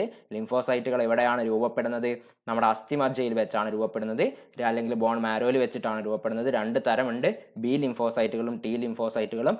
ബോൺ മാരോയ്ക്കകത്ത് വെച്ച് തന്നെ എന്താണ് പാകപ്പെടുന്നവയാണ് നമ്മുടെ ബി ലിംഫോസൈറ്റുകൾ. അതുപോലെ തന്നെ തൈമസ് ഗ്രന്ഥി അല്ലെങ്കിൽ തൈമസ് ഗ്ലാൻഡിൽ വെച്ച് അവിടെ എന്താണ് ഒരു പാകപ്പെടുന്നവയാണ് എന്ത് മാച്ചർ ആകുന്നവരാണ് ആര്, ടി ലിംഫോസൈറ്റുകൾ എന്നുള്ളതും കൂടി എന്ത് ചെയ്യുക, നിങ്ങൾ ആലോചിച്ച് വെക്കുക. അവിടെ നിങ്ങൾക്ക് ചിത്രത്തിൽ കാണാൻ പറ്റുന്നത് നമ്മുടെ ബി ലിംഫോസൈറ്റിന്റെ ചിത്രങ്ങളാണ്. ഓക്കെ, ബി ലിംഫോസൈറ്റിന്റെ ചിത്രങ്ങളാണ് ഇതാ ഇവിടെ നിങ്ങൾക്ക് കാണാനായിട്ട് സാധിക്കുന്നത്. ഇനി ബി ലിംഫോസൈറ്റുകളുടെ ധർമ്മം എന്തൊക്കെയാണെന്നാണ് നമുക്ക് നോക്കാനുള്ളത്. എന്താണ് ബി ലിംഫോസൈറ്റുകളുടെ ധർമ്മം എന്ന് പറയുന്നത്? നമ്മൾ പറഞ്ഞു, ശരീരത്തിലെത്തുന്ന ആന്റിജനുകൾക്കെതിരെ ഇവ ചില പ്രോട്ടീനുകൾ ഉൽപ്പാദിപ്പിക്കുന്നു അല്ലേ. ബി ലിംഫോസൈറ്റുകൾ, അതായത് നമ്മുടെ ശരീരത്തിൽ പുറത്തുനിന്ന് ഒരു വസ്തു വരുന്നതിനാണ് നമ്മൾ ആന്റിജൻ എന്ന് പറയുന്നത്. ആ ആന്റിജൻ എത്തിക്കഴിഞ്ഞാൽ ഇവരെന്ത് ചെയ്യും, ചില പ്രോട്ടീനുകൾ എന്ത് ചെയ്യും, ഉൽപ്പാദിപ്പിക്കും. ആ ഉൽപ്പാദിപ്പിക്കുന്ന പ്രോട്ടീനിനെ നമ്മൾ വിളിക്കുന്ന പേരാണ് മക്കളെ ആന്റിബോഡീസ് അല്ലെങ്കിൽ ആന്റിബോഡികൾ എന്ന് നമ്മൾ വിളിക്കും അല്ലെ. എന്താണ് ആന്റിബോഡികൾ? എന്താണ് ആന്റിബോഡി വെച്ച് ചോദിച്ചാൽ എന്താണ് നിങ്ങൾ പറയുക, നമ്മുടെ ശരീരത്തിലെത്തുന്ന ആന്റിജനുകൾക്കെതിരെ നമ്മുടെ ബി ലിംഫോസൈറ്റുകൾ എന്താണ് ചില പ്രോട്ടീനുകൾ ഉൽപ്പാദിപ്പിക്കും. അതിനെയാണ് നമ്മൾ എന്ത് പറയുന്നത്, ആന്റിബോഡികൾ എന്ന് പറയുന്നത്. 3 രീതിയിൽ നമ്മുടെ ആന്റിബോഡികൾ എന്ത് ചെയ്യും, രോഗാണുക്കളെ നശിപ്പിക്കും. ഒന്ന് എന്താ, ഫസ്റ്റ് വൺ നമുക്ക് എന്ത് നോക്കാം, ദാറ്റ് ബാക്ടീരിയയുടെ കോശസ്തരം അല്ലേ, ബാക്ടീരിയയുടെ കോശസ്തരത്തെ ശിഥിലീകരിച്ച് അവയെ നശിപ്പിക്കും അല്ലേ. എന്താണ് first one is that destroy the bacteria by disintegrating their cell മെംബ്രെയിനെ ഡിസിൻറ്റഗ്രേറ്റ് ചെയ്യും അല്ലേ. നമ്മുടെ ബാക്ടീരിയയുടെ സെൽ മെംബ്രെയിനെ ഡിസിൻറ്റഗ്രേറ്റ് ചെയ്ത് ഡിസ്ട്രോയ് ചെയ്യുക. അല്ലെങ്കിൽ എന്താണ് കോശസ്തരം, അതാണ് സെൽ മെംബ്രെയിൻ എന്ന് പറയുന്നത്. ആ കോശസ്തരത്തിനെ എന്ത് ചെയ്യുക, ശിഥിലീകരിക്കുക, അതിൻ്റെ കഴിവില്ലാതാക്കുക, എന്നിട്ട് എന്ത് ചെയ്യുക, ബാക്ടീരിയയെ നശിപ്പിക്കുക. പിന്നെയോ ആന്റിജനുകളുടെ വിഷാംശത്തെ നിർവീര്യമാക്കുക. എന്താണ് ആന്റിജൻ, നമ്മൾ പുറത്തുനിന്ന് വരുന്ന രോഗാണുക്കൾ ടോക്സിക് അല്ലേ, അവർ കെമിക്കൽസ് പ്രൊഡ്യൂസ് ചെയ്യുന്നില്ലേ, വിഷവസ്തുക്കൾ പ്രൊഡ്യൂസ് ചെയ്യുന്നില്ലേ. അപ്പോൾ അതിനെ എന്ത് ചെയ്യും, ആ വിഷാംശത്തെ എന്ത് ചെയ്യും, നിർവീര്യമാക്കും, അല്ലെങ്കിൽ എന്താണ് ന്യൂട്രലൈസ് ചെയ്യും. ഇംഗ്ലീഷ് മീഡിയംകാരാണെങ്കിൽ ന്യൂട്രലൈസ് ചെയ്യും എന്നുള്ളത് നിങ്ങൾ മനസ്സിലാക്കി വെക്കുക. ഓക്കെ, ഇനി മറ്റ് ശ്വേതരക്താണുക്കളെ ഉത്തേജിപ്പിച്ച് രോഗാണുക്കളെ നശിപ്പിക്കും അല്ലേ. എന്താണ് മറ്റ് ശ്വേതരക്താണുക്കൾ, മറ്റ് വൈറ്റ് ബ്ലഡ് സെൽസിനെ സ്റ്റിമുലേറ്റ് ചെയ്തിട്ട് എന്ത് ചെയ്യും, നമ്മുടെ ഈ ജേംസിനെയൊക്കെ എന്ത് ചെയ്യും, ഡിസ്ട്രോയ് ചെയ്യും. അതാണ് ഇവയുടെ പ്രധാനപ്പെട്ട ധർമ്മം, ബി ലിംഫോസൈറ്റിന്റെ പ്രധാനപ്പെട്ട ധർമ്മം എന്ന് പറയുന്നത്. ഓക്കെ, ഇനി നമുക്ക് നോക്കാനുള്ളത് എന്താണ്, ടി ലിംഫോസൈറ്റുകളും നമ്മൾ നേരത്തെ പറഞ്ഞതുപോലെ തന്നെ എന്താണ്, stimulates other defence cells of the body, നമ്മുടെ മറ്റ് പ്രതിരോധ കോശങ്ങളെ എന്ത് ചെയ്യുന്നുണ്ട്, ഉത്തേജിപ്പിക്കുന്നുണ്ട്, പണിയെടുക്കാൻ വേണ്ടി അവരോട് പറയുന്നുണ്ട് അല്ലേ. പിന്നെയോ പ്രധാനപ്പെട്ട ഒരു പോയിന്റ് ഇതാ, destroy the cells affected by the virus ബാധിച്ച കോശങ്ങളെ നശിപ്പിക്കാൻ കഴിവുള്ള ആൾക്കാരാണ് മക്കളെ ആര്, നമ്മുടെ ടി ലിംഫോസൈറ്റുകൾ. ആരാണ്, ടി ലിംഫോസൈറ്റുകളാണ് വൈറസ് ബാധിച്ച കോശങ്ങളെ നശിപ്പിക്കാൻ സഹായിക്കുന്നത്. അതുപോലെ തന്നെ ക്യാൻസർ കോശങ്ങളെ നശിപ്പിക്കാൻ സഹായിക്കുന്നത് ആരാണ്, ക്യാൻസർ കോശങ്ങളെ നശിപ്പിക്കാൻ സഹായിക്കുന്നതും നമ്മുടെ ടി ലിംഫോസൈറ്റുകളാണല്ലേ. അപ്പോൾ നിങ്ങളുടെ എക്സാമിന് ചോദിക്കുകയാണ്, തന്നിരിക്കുന്ന ലിംഫോസൈറ്റ് ഏതാണെന്ന് തിരിച്ചറിയുക. ചോദ്യം, വൈറസ് ബാധിച്ച കോശങ്ങളെ നശിപ്പിക്കുന്നു, ക്യാൻസർ കോശങ്ങളെ നശിപ്പിക്കുന്നു. അപ്പം നിങ്ങൾ എന്ത് എഴുതും, ടി ലിംഫോസൈറ്റ് എന്നാണ് നിങ്ങൾ ഉത്തരം എഴുതേണ്ടത്, മാറിപ്പോയരുത്. ഓക്കെ, വൈറസ് ബാധിച്ച കോശങ്ങളെയും ക്യാൻസർ കോശങ്ങളെയും നശിപ്പിക്കാൻ കഴിവുള്ള ആൾക്കാരാണ് ടി ലിംഫോസൈറ്റുകൾ. ഇവ രൂപപ്പെടുന്നത് അസ്ഥിമജ്ജ ബോൺ മാരോയിലാണെങ്കിലും പാകപ്പെടുന്നത് എവിടെയാണ്, നമ്മുടെ തൈമസ് ഗ്രന്ഥിയിൽ വെച്ചാണ്. എവിടെ വെച്ചിട്ടാണ്, നമ്മുടെ തൈമസ് ഗ്രന്ഥി അല്ലേ, തൈമസ് ഗ്രന്ഥിയിൽ വെച്ചാണ് ഇവരെന്ത് ചെയ്യുന്നത്, രൂപപ്പെടുന്നത് എന്നുള്ളത് നിങ്ങൾ എന്ത് ചെയ്യുക, ഓർമ്മിച്ച് വെക്കുക. തൈമസ് അല്ലേ, എന്താണ് തൈമസ് ഗ്രന്ഥിയിൽ വെച്ചാണ് ഇവർ രൂപപ്പെടുന്നത്. ഇനി നമ്മുടെ രക്തം പോലെ തന്നെ പ്രധാനപ്പെട്ട പ്രതിരോധ മാർഗമാണ്, അല്ലെങ്കിൽ പ്രതിരോധ വ്യവസ്ഥയുടെ ഭാഗമാണ് ലിംഫ് എന്ന് പറയുന്നത് അല്ലേ. ലിംഫ് എന്ന് പറയുന്നത്, ലിംഫ് എവിടെയാണ് ലിംഫ് ഉണ്ടാവുന്നത്? രക്തത്തിൽ നിന്നാണ് എന്ത് രൂപപ്പെടുന്നത്? നമ്മുടെ ലിംഫ് രൂപപ്പെടുന്നത്. എന്നിട്ടോ രക്തത്തിലേക്ക് പുനരാകിരണം ചെയ്യപ്പെടുകയും ചെയ്യുന്നുണ്ട്. രക്തത്തിൽ നിന്ന് രൂപപ്പെടുകയും രക്തത്തിലേക്ക് പുനരാകിരണം ചെയ്യപ്പെടുന്നതുമായ ലിംഫ് രോഗപ്രതിരോധ പ്രവർത്തനത്തിൽ നമ്മുടെ രക്തത്തിനെ പോലെ തന്നെ എന്ത് ചെയ്യുന്നുണ്ട്? പ്രാധാന്യമുണ്ട് അല്ലേ. ലിംഫിൽ എന്താണ് കാണാൻ പറ്റുന്നത്? ധാരാളം ലിംഫോസൈറ്റുകൾ കാണാൻ പറ്റും അല്ലേ. ഇവ എന്ത് ചെയ്യുന്നു? രോഗകാരികളായ ബാക്ടീരിയകളെ എവിടെയൊക്കെ വെച്ചിട്ട് നശിപ്പിക്കുന്നത്? നമ്മുടെ ലിംഫ് നോഡ് ലിംഫ് നോഡിൽ വെച്ചിട്ടും അതുപോലെ തന്നെ സ്പ്ലീനിൽ വെച്ചിട്ടും എന്ത് ചെയ്യും? നശിപ്പിക്കും അല്ലേ. രക്തത്തിൽ നിന്ന് രൂപപ്പെടുകയും രക്തത്തിലേക്ക് പുനരാകിരണം ചെയ്യപ്പെടുകയും ചെയ്യുന്നതാണ് നമ്മുടെ ലിംഫ് എന്ന് പറയുന്നത്. ഇതിൽ ധാരാളം ലിംഫോസൈറ്റുകൾ കാണാൻ വേണ്ടി പറ്റും. അതുപോലെ തന്നെ നമ്മുടെ ലിംഫ് നോഡിൽ വെച്ചിട്ടും അതുപോലെ തന്നെ സ്പ്ലീനിൽ വെച്ചിട്ടും എന്ത് ചെയ്യുന്നുണ്ട്? ഈ ഒരു ലിംഫ് എന്ത് ചെയ്യുന്നുണ്ട്? നമ്മുടെ ലിംഫോസൈറ്റുകൾ എന്ത് ചെയ്യുന്നുണ്ട്? ബാക്ടീരിയകളെ നശിപ്പിക്കുന്നുണ്ട്. ഓക്കെ, അതും കൂടി എന്ത് ചെയ്യുക? നിങ്ങൾ മനസ്സിലാക്കി വെക്കുക. ഇവിടെ അതിൻ്റെ ഇംഗ്ലീഷാണ് പറയുന്നത്. എന്താണ്? The lymph are formed from the blood and reabsorbed into blood, has a prominent role in the defence mechanism like the blood itself, and lymph contain plenty of lymphocytes. They destroy the disease causing bacteria in lymph node and spleen. Okay, അതും കൂടി എന്ത് ചെയ്യുക? നിങ്ങൾ മനസ്സിലാക്കി വെക്കുക. ഇനി നമുക്ക് നോക്കാനുള്ളത് എന്താണ് ഇമ്മ്യൂണൈസേഷൻ അല്ലെങ്കിൽ പ്രതിരോധം അല്ലെ, പ്രതിരോധവൽക്കരണം എന്താണ് എന്നുള്ളതാണ് അല്ലേ. ഇനി ആരാണ് ഈ പ്രതിരോധവൽക്കരണം അല്ലെങ്കിൽ പ്രതിരോധ കുത്തിവയ്പ്പ് തുടക്കം കുറിച്ചത് ആരാണെന്ന് ചോദിച്ചു കഴിഞ്ഞാൽ ഇവിടെ കാണാം, ഇങ്ങനെ ആലോചിച്ചിരിക്കുന്ന ഒരാളെ കാണാം. എന്താണ് മൂപ്പരുടെ പേര്? അദ്ദേഹത്തിന്റെ പേരാണ് എഡ്വേർഡ് ജെന്നർ അല്ലെ. എന്താണ്? എഡ്വേർഡ് ജെന്നർ എന്നാണ് അദ്ദേഹത്തിന്റെ പേര്. എന്താണ്? Edward Jenner. ഈ എഡ്വേർഡ് ജെന്നർ ഇംഗ്ലീഷ് ഡോക്ടറാണ്. നമ്മുടെ ആധുനിക പ്രതിരോധ കുത്തിവയ്പ്പിന് തുടക്കം കുറിച്ച ആളാണ് ആര് എന്ന് പറയുന്നത്? നമ്മുടെ എഡ്വേർഡ് ജെന്നർ എന്ന് പറയുന്നത്. അപ്പോൾ ഇദ്ദേഹത്തിനെ കുറിച്ചുള്ളൊരു കഥയുണ്ട്. എന്താണ്? ഈ രോഗപ്രതിരോധ കുത്തിവയ്പ്പിന് തുടക്കം കുറിച്ചത് എങ്ങനെയാണെന്ന് വെച്ച് കഴിഞ്ഞാൽ, ഗോവസൂരി രോഗം ബാധിച്ചവർക്ക് അല്ലെ, പശുവിന് വരുന്നതാണ് ഗോവസൂരി രോഗം ബാധിച്ചവർക്ക് വസൂരി രോഗം ബാധിക്കുന്നില്ല എന്ന് എന്ത് ചെയ്തു? അദ്ദേഹം നിരീക്ഷിച്ചു. അപ്പൊ അതിന്റെ ഭാഗമായിട്ട് അദ്ദേഹം എന്ത് ചെയ്തു? 8 വയസ്സുള്ള ഒരു ആൺകുട്ടിയിൽ ഗോവസൂരി രോഗിയിൽ നിന്നുള്ള പഴുപ്പ് എന്ത് ചെയ്തു? കുത്തിവെച്ചു. ആ കുട്ടിക്ക് ഗോവസൂരി രോഗം ഉണ്ടാവുകയും രോഗം ഭേദമാവുകയും ചെയ്തു. 2 മാസത്തിന് ശേഷം അദ്ദേഹം ആ കുട്ടിയിൽ എന്ത് ചെയ്തു? ഒരു വസൂരി രോഗിയിൽ നിന്നുള്ള പഴുപ്പെടുത്ത് കുത്തിവെച്ചു. അങ്ങനെ ആ കുട്ടിക്ക് എന്ത് വന്നില്ല? വസൂരി രോഗം ഉണ്ടായില്ല. അപ്പൊ ജെന്നറുടെ ഗോവസൂരി പ്രയോഗത്തെ അനുസ്മരിച്ച് പശു എന്ന അർത്ഥം വരുന്ന ലാറ്റിൻ വാക്കായ വാക്ക, ആ വാക്കിൽ നിന്നാണ് നമുക്ക് പ്രതിരോധ പ്രവർത്തനങ്ങൾക്ക് വാക്സിനേഷൻ എന്ന പേര് കിട്ടിയത്. അപ്പൊ എക്സാമിന് നിങ്ങൾക്ക് 1 മാർക്കിന് ചോദിക്കാം, വാക്സിനേഷൻ എന്ന് തന്നിട്ട് അവിടെ തൊട്ടടുത്ത ഭാഗത്ത് വിട്ടിട്ടുണ്ടാവും. അപ്പൊ നിങ്ങൾ എന്താണ് എഴുതുക? എഡ്വേർഡ് ജെന്നർ എന്ന പേരാണ് എഴുതേണ്ടത്. വാക്സിനേഷന്റെ പിതാവെന്നോ അല്ലെങ്കിൽ വാക്സിനേഷൻ വിട്ട ഭാഗം കണ്ടെത്തുക എന്നൊക്കെ പറഞ്ഞു കഴിഞ്ഞാൽ വാക്സിനേഷൻ തന്നിട്ടുണ്ടെങ്കിൽ അതിൻ്റെ അപ്പം മറ്റൊരു എക്സാമ്പിൾ തന്നിട്ടുണ്ടാവും നിങ്ങൾക്ക്. അപ്പോൾ അവിടെ ഏത് സയൻറ്റിസ്റ്റിൻ്റെ പേരാണുള്ളത്? അപ്പോൾ സയൻറ്റിസ്റ്റിൻ്റെ പേരാണെങ്കിൽ ഇവിടെ നിങ്ങൾക്ക് എഡ്വേർഡ് ജെന്നർ എന്നാണ് നിങ്ങൾ എഴുതേണ്ടത്. അതുകൂടി നിങ്ങൾ എന്ത് ചെയ്യുക? ആലോചിച്ച് വെക്കുക. ഓക്കെ, ഇനി എന്താണ് ഇമ്മ്യൂണൈസേഷൻ അല്ലെങ്കിൽ പ്രതിരോധവൽക്കരണം എന്നുള്ളതാണ് നമുക്ക് നോക്കാനുള്ളത്. നമ്മുടെ രോഗാണുക്കൾ ശരീരത്തിൽ പ്രവേശിക്കുമ്പോൾ പ്രതിരോധ പ്രവർത്തനങ്ങൾക്ക് കാലതാമസം സംഭവിച്ചാൽ നമ്മുടെ ശരീരത്തിൽ രോഗാണുക്കൾ പെരുകുകയും അതുപോലെ തന്നെ നമുക്ക് രോഗമുണ്ടാവുകയും ചെയ്യും അല്ലേ. അപ്പം രോഗാണുവിൻ്റെ ആക്രമണം മുന്നിൽ കണ്ട് പ്രതിരോധ കോശങ്ങളെ സജ്ജമാക്കാനുള്ള കൃത്രിമ മാർഗത്തിനെയാണ് നമ്മൾ പ്രതിരോധവൽക്കരണം എന്ന് പറയുന്നത്. ഇതൊരു ആർട്ടിഫിഷ്യൽ മെത്തേഡാണ്. ഇവിടെ ഡിഫൻസ് സെൽസിനെ നമ്മൾ അലേർട്ടാക്കി നിർത്തുകയാണ് against the attack of pathogen. നമ്മുടെ പാത്തോജൻ്റെ അറ്റാക്ക് വരുന്നുണ്ടെങ്കിൽ അതിനെതിരെ നമ്മൾ നമ്മുടെ ഡിഫൻസ് സെല്ലിനെ അലേർട്ടായി നിർത്തുന്നതിനെയാണ് നമ്മൾ എന്ത് പറയുന്നത്? ഇമ്മ്യൂണൈസേഷൻ അല്ലെങ്കിൽ പ്രതിരോധവൽക്കരണം എന്ന് പറയുന്നത്. കൃത്രിമ പ്രതിരോധവൽക്കരണത്തിന് നമ്മൾ ഉപയോഗിക്കുന്ന വസ്തുക്കളെയാണ് നമ്മൾ വാക്സിനുകൾ എന്ന് പറയുന്നത്. ആർട്ടിഫിഷ്യൽ ഇമ്മ്യൂണൈസേഷന് വേണ്ടിയിട്ട് നമ്മൾ ഉപയോഗിക്കുന്ന സബ്സ്റ്റൻസിനെ വാക്സിൻസ് എന്നാണ് നമ്മൾ പറയുന്നത്.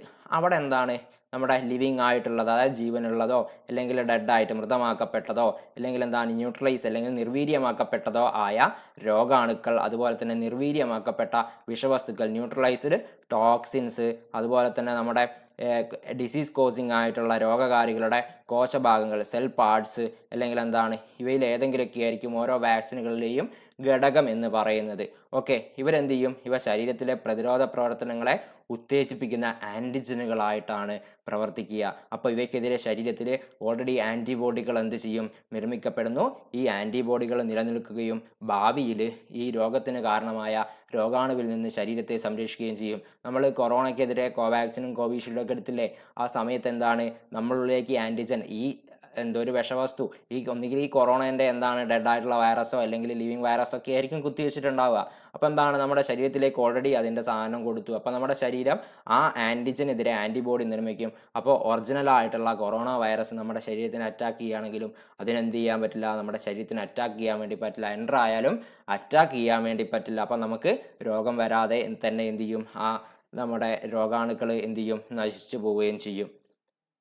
ഓക്കെ, ഇനി നമുക്ക് ഡിഫറെൻറ്റ് ടൈപ്സ് ഓഫ് വാക്സിൻസ് കുറിച്ചാണ് നോക്കാനുള്ളത്. ഈ BCG, OPV, pentavalent, MMR, TT എന്നൊക്കെ പറയുന്നത് എന്താണ്, വാക്സിൻസ് ആണ്. ഇതെന്ത് ഡിസീസിനാണ് നമ്മൾ ഉപയോഗിക്കുന്നത് എന്ന് ചോദിച്ചു കഴിഞ്ഞാൽ BCG ഉപയോഗിക്കുന്ന എന്തിനാണ്, നമ്മൾ ക്ഷയം അല്ലെങ്കിൽ ട്യൂബർകുലോസിന് എതിരെ ഉപയോഗിക്കുന്ന വാക്സിനാണ് എന്ന് പറയുന്നത്. ക്ഷയം അല്ലെങ്കിൽ ട്യൂബർകുലോസിനെതിരെ ഉപയോഗിക്കുന്ന വാക്സിനാണ് BCG എന്ന് പറയുന്നത്. ഇനി ഓറൽ പോളിയോ വാക്സിൻ നമ്മുടെ പോളിയോ രോഗത്തിനെതിരെ ഉപയോഗിക്കുന്ന വാക്സിനെയാണ് നമ്മൾ എന്ത് പറയുന്നത്, ഓറൽ പോളിയോ വാക്സിൻ അല്ലെങ്കിൽ OPV എന്ന് പറയുന്നത്. എന്താണ് OPV? ഓക്കെ, OPV ഇവിടെ എഴുതുന്നുണ്ടേ, പോളിയോ വാക്സിൻ. പോളിയോ അപ്പോൾ പോളിയോ രോഗത്തിനെതിരെയാണ് നമ്മൾ ഉപയോഗിക്കുന്നത്. ഇനി പെൻഡാവാലൻ്റ് എന്ന് പറയുന്നത് വില്ലൻ ചുമയ്ക്കെതിരെ അല്ലേ, വില്ലൻ ചുമ, അതുപോലെ തന്നെ മറ്റ് ഡിഫ്തീരിയ, ടെറ്റനസ്, അതിനൊക്കെ നമ്മൾ ഉപയോഗിക്കുന്നുണ്ട്. പ്രധാനമായിട്ടും പെൻഡാവാലൻ്റ് ഉപയോഗിക്കുന്നത് എന്തിനാണ്, വില്ലൻ ചുമ അല്ലെങ്കിൽ പെർട്ടൂസിസ്. വില്ലൻ ചുമ അല്ലെങ്കിൽ പെർട്ടൂസിസ് എന്ന് പറയുന്ന രോഗത്തിനെതിരെയാണ് നമ്മൾ ഉപയോഗിക്കുന്നത്, പെൻഡാവാലൻ്റ് വാക്സിൻ ഉപയോഗിക്കുന്നത്. പെൻഡാവാലൻ്റ് വാക്സിന് ഇനിയിപ്പം MMR എന്ന് പറയുന്നത് മുണ്ടിനീര് അല്ലെങ്കിൽ മംസിനെതിരെ ഉപയോഗിക്കുന്ന വാക്സിനാണ് അല്ലെ. മുണ്ടിനീര് എന്ന് പറഞ്ഞു കഴിഞ്ഞാൽ നമ്മുടെ പരോട്ടിഡ് ഗ്ലാൻഡ്, അതായത് ഉമിനീർ ഗ്രന്ഥി നമ്മുടെ വൈറസ് അറ്റാക്ക് മൂലം ഈ വീങ്ങി വന്ന് വേദന വരുന്ന അവസ്ഥയാണ്, നമ്മുടെ ഉമിനീര് ഉൽപ്പാദനമൊക്കെ നിലയ്ക്കുന്ന അവസ്ഥേനെയാണ് നമ്മൾ പറയുന്നത്, മുണ്ടിനീര് എന്ന് പറയുന്നത് അല്ലെങ്കിൽ മംസ് എന്ന് പറയുന്നത്. അപ്പോൾ അതിനെതിരെ നമുക്ക് ഉപയോഗിക്കാൻ പറ്റുന്ന വാക്സിനാണ് MMR വാക്സിൻ. TT എന്ന് പറഞ്ഞു കഴിഞ്ഞാൽ നമ്മൾ ടെറ്റനസ് എന്ന് പറയുന്ന രോഗത്തിനെതിരെ നമ്മൾ ഉപയോഗിക്കുന്നതാണ് TT എന്ന് പറയുന്ന വാക്സിന്. അപ്പോൾ ഇത്രയാണ് നമുക്ക് പ്രധാനപ്പെട്ട വാക്സിനുകൾ പഠിക്കാനായിട്ടുള്ളത്. എല്ലാവരും ഒന്നും കൂടി പറഞ്ഞ് അതിൻ്റെ പേരുകൾ എന്തൊക്കെയാണ്, BCG ക്ഷയം അല്ലെങ്കിൽ ട്യൂബർകുലോസിസ്, പിന്നെ OPV പോളിയോ അല്ലേ, ഓറൽ പോളിയോ വാക്സിൻ പോളിയോ രോഗത്തിനെതിരെയാണ്. ഇനി പെൻഡാവാലൻ്റ് ആണെങ്കിൽ പെർട്ടൂസിസ് അല്ലെങ്കിൽ വില്ലൻ ചുമയ്ക്കെതിരെയാണ്. MMR ആണെങ്കിൽ മുണ്ടിനീര് അല്ലെങ്കിൽ മംസ് എന്ന് പറയും, മംസിനെതിരെയാണ്. TT ടെറ്റനസിനെതിരെയാണ് നമ്മൾ ഉപയോഗിക്കുന്നത്. ഇനി എന്താണ് ട്രീറ്റ്മെൻറ്റ്? അവസാനമായിട്ട് നമുക്ക് പറയാനുള്ളത് ട്രീറ്റ്മെൻറ്റിനെ കുറിച്ചാണ്. Treatment is A final defence അല്ലേ, അവസാനത്തെ പ്രതിരോധ മാർഗമാണ് ചികിത്സാ സമ്പ്രദായം എന്ന് പറയുന്നത്. നമ്മുടെ ലോകത്തിൻ്റെ വിവിധ ഭാഗങ്ങളിൽ ആ പ്രദേശത്തിൻ്റെ ജീവിത രീതിയും അതുപോലെ തന്നെ സംസ്കാരമൊക്കെയായി അനുബന്ധിച്ച് ലഭ്യമായ പ്രകൃതി വിഭവങ്ങൾ ഇതൊക്കെ എടുത്തുകൊണ്ട് വിവിധ ചികിത്സാ രീതികൾ രൂപപ്പെട്ടിട്ടുണ്ട്. നമ്മുടെ കേരളത്തിലാണെങ്കിൽ ആയുർവേദം ഉണ്ടല്ലേ, കേരളത്തിൽ മാത്രമല്ല ഇന്ത്യയിലുണ്ട്. ഇന്ത്യയിൽ തന്നെ പ്രചാരത്തിലുള്ള പ്രധാനപ്പെട്ട ഒരു ചികിത്സാ രീതിയാണ് ആയുർവേദം. അതുപോലെ തന്നെ സിദ്ധവൈദ്യം, പ്രകൃതി ചികിത്സ, ഇതൊക്കെ ഇത്തരത്തിൽ രൂപപ്പെട്ടതാണ്. അപ്പോൾ അത് മാത്രമാണോ? അല്ല അല്ലേ. ഹോമിയോപ്പതി ഉണ്ട്, അലോപ്പതി ഉണ്ട്, അങ്ങനെ വ്യത്യസ്തങ്ങളായ പഞ്ചകർമ്മ, യുനാനി, നിങ്ങൾക്കറിയുന്ന മറ്റ് ചികിത്സാ രീതികളും ഉണ്ടാവാം അല്ലേ. ഇത്തരത്തിൽ പ്രാദേശികമായിട്ടും പിന്നെ വലിയ അളവിലൊക്കെ വ്യത്യസ്തങ്ങളായ ചികിത്സാ രീതികൾ നമ്മുടെ നാട്ടിൽ പ്രചാരത്തിലുണ്ട്. അത്തരത്തിൽ നമുക്ക് പ്രധാനപ്പെട്ടതായി പഠിക്കാനുള്ള ഒന്നാണ് നമ്മുടെ ജർമ്മൻ ഡോക്ടറായിരുന്ന സാമുവൽ ഹനിമാൻ മുന്നോട്ട് വെച്ച ചികിത്സാ രീതിയാണ് ഹോമിയോപ്പതി എന്ന് പറയുന്നത്. ഹോമിയോപ്പതിയിൽ എന്ത് നോക്കിയിട്ടാ, നമ്മുടെ രോഗ ലക്ഷണങ്ങൾ നോക്കിയിട്ടാണ് അവരെന്ത് ചെയ്യുന്നത്, നമുക്ക് മരുന്ന് തരുന്നത് ഹോമിയോപ്പതി. അതുപോലെ തന്നെ ആധുനിക വൈദ്യശാസ്ത്രത്തിന് അടിത്തറയിട്ട ഗ്രീക്ക് വൈദ്യശാസ്ത്രജ്ഞനാണ് ഹിപ്പോക്രാറ്റസ്. നമ്മുടെ മോഡേൺ മെഡിസിൻ അല്ലേ, മോഡേൺ മെഡിസിന് അതിന് തുടക്കം കുറിച്ച വ്യക്തിയാണ് ആര് എന്ന് പറയുന്നത്, ഹിപ്പോക്രാറ്റസ് എന്ന് പറയുന്നത്. അപ്പം ഇദ്ദേഹം എന്ത് ചെയ്തു, രോഗങ്ങളുമായി ബന്ധപ്പെട്ട പണ്ട് ഒരുപാട് കാലത്ത് അന്ധവിശ്വാസങ്ങൾ ഉണ്ടായിരുന്നു. ആ അന്ധവിശ്വാസങ്ങളെയൊക്കെ തിരുത്തി അതിന് കാരണം രോഗാണുക്കളാണ്, നമ്മുടെ ചുറ്റുപാടുള്ള രോഗാണുക്കളാണ്. അങ്ങനെ രോഗനിർണയവും മരുന്നുകൾ ഇവയ്ക്ക് പ്രാധാന്യം കൊടുത്തുകൊണ്ട് എടുത്തുകൊണ്ട് മോഡേൺ മെഡിസിന് തുടക്കം കുറിച്ച വ്യക്തിയാണ് ഹിപ്പോക്രാറ്റസ് എന്നുള്ളത്, അല്ലെങ്കിൽ അലോപ്പതിക്ക് തുടക്കം കുറിച്ച വ്യക്തിയാണ് ഹിപ്പോക്രാറ്റസ് എന്നുള്ളതും കൂടി എന്ത് ചെയ്യുക, നിങ്ങൾ ആലോചിച്ച് വെക്കുക. ഓക്കെ, ഇനി നമുക്ക് നോക്കാനായിട്ടുള്ളത് എന്താണ്, നമ്മുടെ ചികിത്സാ രീതികളിൽ, നമ്മുടെ ചികിത്സാ സമ്പ്രദായത്തിൽ ഉപയോഗിക്കുന്ന ഡിഫറെൻറ്റ് മെഷീൻസ്, ഉപകരണങ്ങൾ, എക്യുപ്മെൻറ്റ്സ്, അതുപോലെ തന്നെ അതിൻ്റെ വ്യത്യസ്തങ്ങളായ ഉപയോഗങ്ങളെക്കുറിച്ചാണ് നമുക്ക് നോക്കാനായിട്ടുള്ളത്. അപ്പോൾ ഒന്നാമതായിട്ട് എന്താണ് EEG എന്ന് ഇവിടെ കൊടുത്തിട്ടുണ്ട്. എന്താണ് അതിൻ്റെ മുഴുവൻ പേരെന്ന് ചോദിച്ചു കഴിഞ്ഞാൽ ഇലക്ട്രോ എൻസെഫലോഗ്രാം എന്നാണ്. എന്താണ് ഇലക്ട്രോ എൻസെഫലോഗ്രാം? നമ്മുടെ തലച്ചോറിലെ, മസ്തിഷ്കത്തിലെ അല്ലെങ്കിൽ ബ്രെയിനിലെ എന്താണ് ഇലക്ട്രിക് വേവ്സ്, വൈദ്യുത തരംഗങ്ങളെ റെക്കോർഡ് ചെയ്യാൻ, രേഖപ്പെടുത്താൻ വേണ്ടിയിട്ടുള്ളതാണ് എന്ത് EEG എന്ന് പറയുന്ന ഇലക്ട്രോ എൻസെഫലോഗ്രാം. എങ്കിൽ എന്താണ്, ചെറിയൊരു അക്ഷരത്തിൻ്റെ വ്യത്യാസം മാത്രമേ ഉള്ളൂ. ECG എന്ന് പറഞ്ഞു കഴിഞ്ഞാൽ എന്താണ് ഇലക്ട്രോ കാർഡിയോഗ്രാം. എന്താണ് ഇലക്ട്രോ കാർഡിയോഗ്രാം? നമ്മുടെ ഹാർട്ട് മസിൽസിൻ്റെ ഇലക്ട്രിക് വേവ്സ് റെക്കോർഡ് ചെയ്യാൻ, ഹൃദയപേശിയിലെ വൈദ്യുത തരംഗങ്ങളെ രേഖപ്പെടുത്താൻ ഉപയോഗിക്കുന്ന ഉപകരണമാണ് ഇലക്ട്രോ കാർഡിയോഗ്രാം. നിങ്ങൾ TVയിലൊക്കെ കണ്ടിട്ടുണ്ടാവും അല്ലേ, എന്താണ് ഇങ്ങനെ ഒരു വേവ് പോലെയായിട്ട് ഇങ്ങനെ കൂടിയും അതുപോലെ തന്നെ ഇങ്ങനെ പിന്നെ ഇവിടെ കൂടി പിന്നെ ഇവിടെ കുറഞ്ഞു പിന്നെന്താ കുറച്ച് കഴിഞ്ഞ് ഇങ്ങനെയൊക്കെ പോകുന്നത് നിങ്ങൾ കണ്ടിട്ടുണ്ടാവും അല്ലേ.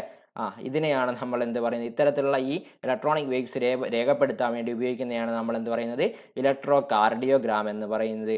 അടുത്തതാണ് അൾട്രാസൗണ്ട് സ്കാനർ. നമ്മുടെ അൾട്രാസൗണ്ട് ഉപയോഗിച്ചുകൊണ്ട്, അൾട്രാസോണിക് ശബ്ദ തരംഗങ്ങൾ ഉപയോഗിച്ചുകൊണ്ട് നമ്മുടെ ആന്തരാവയവങ്ങൾ അല്ലെങ്കിൽ ഇന്റേണൽ ഓർഗൻസിൻ്റെ സ്ട്രക്ചർ മനസ്സിലാക്കാൻ, അല്ലെങ്കിൽ എന്താണ് അണ്ടർസ്റ്റാൻഡ് ചെയ്യാൻ വേണ്ടി നമ്മൾ ഉപയോഗിക്കുന്നതാണ് അൾട്രാസൗണ്ട് സ്കാനർ. ഇനി എന്താണ് CT സ്കാനർ? CTയുടെ full form computed tomography scanner എന്നാണ്. എന്താണ് കമ്പ്യൂട്ടഡ് ടോമോഗ്രഫി സ്കാനർ? നമ്മുടെ എക്സ്റേയുടെയും അതുപോലെ തന്നെ എന്താണ് എക്സ്റേ അതുപോലെ തന്നെ എന്താണ് കമ്പ്യൂട്ടറിൻ്റെയും സഹായത്തോടു കൂടെ ആന്തരാവയവങ്ങളുടെ ത്രിമാന ദൃശ്യങ്ങൾ അല്ലെങ്കിൽ 3 ഡയമെൻഷണൽ വിഷ്വൽസ് അല്ലെങ്കിൽ 3D വിഷ്വൽസ് നമുക്ക് കിട്ടാൻ വേണ്ടി ഉപയോഗിക്കുന്നതാണ് എന്ത് CT സ്കാനർ. അവിടെ എന്തൊക്കെ ഉപയോഗിക്കുന്നുണ്ട്? എക്സ്റേ ഉപയോഗിക്കുന്നുണ്ട്, കമ്പ്യൂട്ടർ ഉപയോഗിക്കുന്നുണ്ട്. എന്താ കിട്ടുന്നത്? നമ്മുടെ ത്രിമാന ദൃശ്യങ്ങൾ അല്ലെങ്കിൽ 3D വിഷ്വൽസ് ആണ് കിട്ടുന്നത്. അടുത്തതാണ് MRI സ്കാനർ. MRI സ്കാനിങ് നിങ്ങളെല്ലാവരും കേട്ടിട്ടുണ്ടാവും. എന്താണ് MRI സ്കാനർ എന്ന് പറയുന്നത്? മാഗ്നറ്റിക് റെസൊണൻസ് ഇമേജിംഗ് സ്കാനർ അല്ലേ. എന്താണ് മാഗ്നറ്റിക് റെസൊണൻസ് ഇമേജിംഗ് സ്കാനർ? ഇവയും എന്തിനാണ് സഹായിക്കുന്നത്? ആന്തരാവയവങ്ങളുടെ ഇന്റേണൽ ഓർഗൻസിന്റെ 3D വിഷ്വൽസ് അല്ലെങ്കിൽ ത്രിമാന ദൃശ്യങ്ങൾ കിട്ടാൻ വേണ്ടിയിട്ടാണ് MRI സ്കാനിങ് ഉപയോഗിക്കുന്നത്. ഇവിടെ എന്താ നമ്മുടെ കാന്തിക വലയങ്ങൾ അല്ലെങ്കിൽ കാന്തിക ശക്തിയുടെ സഹായത്തോടു കൂടിയാണ് ആ ഒരു ഇമേജിങ് നടക്കുന്നത് അല്ലേ. അപ്പോൾ അതും കൂടി നിങ്ങൾ എന്ത് ചെയ്യുക, ആലോചിച്ച് വെക്കുക. അപ്പോൾ ഇത്രയൊക്കെയാണ് ഇന്നത്തെ ക്ലാസ്സിൽ നമുക്ക് പറയാനുള്ളത്. പിന്നെ ഇനി നമുക്ക് പറയാനുള്ളത് സ്പെഷ്യലൈസേഷൻ ഉണ്ട് അല്ലേ. അതായത് വ്യത്യസ്തമായ രോഗങ്ങളും അതുമായി ബന്ധപ്പെട്ട മേഖലയും. അപ്പോൾ എന്താണ് ബന്ധപ്പെട്ട മേഖലയും ആ സ്പെഷ്യലൈസേഷന് നമ്മൾ പറയുന്ന പേരും എന്താണെന്നാണ് നമുക്ക് പഠിക്കാനായിട്ടുള്ളത്. അപ്പം ഫസ്റ്റ് ഇവിടെ വന്ന് കൊടുത്തു എന്താണ് കാർഡിയോളജി. കാർഡിയോളജി എന്ന് പറഞ്ഞു കഴിഞ്ഞാൽ ട്രീറ്റ്മെൻറ്റ് ഓഫ് ഹാർട്ട് അല്ലെങ്കിൽ എന്താണ് ഹൃദയ ചികിത്സയുമായി ബന്ധപ്പെട്ട സ്പെഷ്യലൈസേഷന് നമ്മൾ പറയുന്ന പേരാണ് മക്കളെ കാർഡിയോളജി. എങ്കിൽ ട്രീറ്റ്മെൻറ്റ് ഓഫ് ഐ, നേത്ര ചികിത്സയ്ക്ക് നമ്മൾ പറയുന്ന പേരെന്താ? നേത്ര ചികിത്സയ്ക്ക് നമ്മൾ പറയുന്ന പേരാണ് ഒഫ്താൽമോളജി. എന്താണ്? ഒഫ്താൽമോളജി.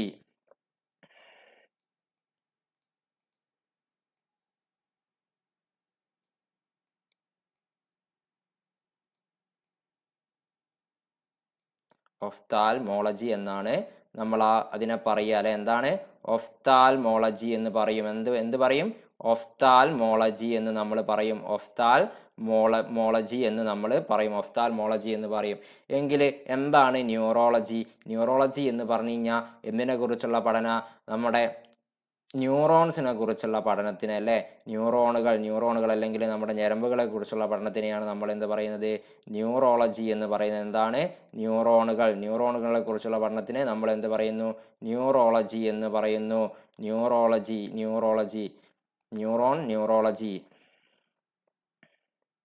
ന്യൂറോൺ അല്ലെങ്കിൽ എന്താണ്? നമുക്ക് നാഡീ വ്യവസ്ഥ എന്ന് പറയാം. ഓക്കെ, മലയാളംകാർ നാഡീ വ്യവസ്ഥ എന്നുള്ളത് ആലോചിച്ച് വെക്കുക.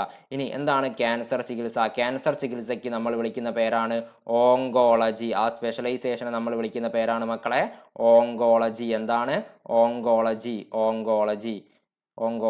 പേര് എന്ത് ചെയ്യുക, കൃത്യമായിട്ട് നിങ്ങൾ മനസ്സിലാക്കി വെക്കുക. Okay, oncology. എന്താണ്? ഓങ്കോളജി എന്നാണ് നമ്മൾ എന്ത് ചെയ്യേണ്ടത്? അതിനെ മനസ്സിലാക്കി വെക്കേണ്ടത്. ഓങ്കോളജി. ഇനി ENT, നമ്മുടെ ചെവി, തൊണ്ട, മൂക്ക് ഇതൊക്കെ ബന്ധപ്പെട്ടതാണ്. എന്താണ്? നമ്മുടെ ചെവി അഥവാ ഇയർ അല്ലേ. ചെവി, ഇയർ. പിന്നെ എന്താ? നമ്മുടെ തൊണ്ട, ത്രോട്ട് അല്ലേ. ത്രോട്ട്. അതുപോലെ തന്നെ നോസ് ഇതുമൊക്കെ ബന്ധപ്പെട്ടതിനെയാണ് നമ്മൾ എന്ത് പറയുന്നത്? ENT എന്ന് പറയുന്നത്. ഇവിടെ ഞാൻ ത്രോട്ട് എഴുതിയിട്ടില്ല, നിങ്ങൾ എന്ത് ചെയ്യുക, ഓർമ്മിച്ച് വെക്കുക. എന്താണ് ENT, ഇയർ, അതുപോലെ തന്നെ നോസ്, ത്രോട്ട് അല്ലേ? ഇത്രയും കാര്യങ്ങളാണ് നമുക്ക് ഈ ഒരു ഭാഗത്ത് നോക്കാനായിട്ടുള്ളത്. ഇപ്പോൾ നിങ്ങൾക്ക് ഇത് ഉപകാരപ്പെട്ടു എന്ന് വിചാരിക്കുന്നു. അപ്പോൾ ഇതിൻ്റെ തൊട്ടടുത്ത ഭാഗവുമായിട്ട് നമുക്ക് വീണ്ടും കാണാം. അപ്പോൾ കാണുന്നത് വരെ എന്ത് ചെയ്യുക, എല്ലാവരും നന്നായി പഠിക്കുക. നിങ്ങൾക്ക് ഈ വീഡിയോ ഒക്കെ ഇഷ്ടമാകുന്നുണ്ടെങ്കിൽ കൂട്ടുകാർക്കൊക്കെ ഷെയർ ചെയ്ത് കൊടുക്കുക. അപ്പോൾ വീണ്ടും കാണുന്നത് വരെ ഹാപ്പി ലേണിംഗ്. താങ്ക്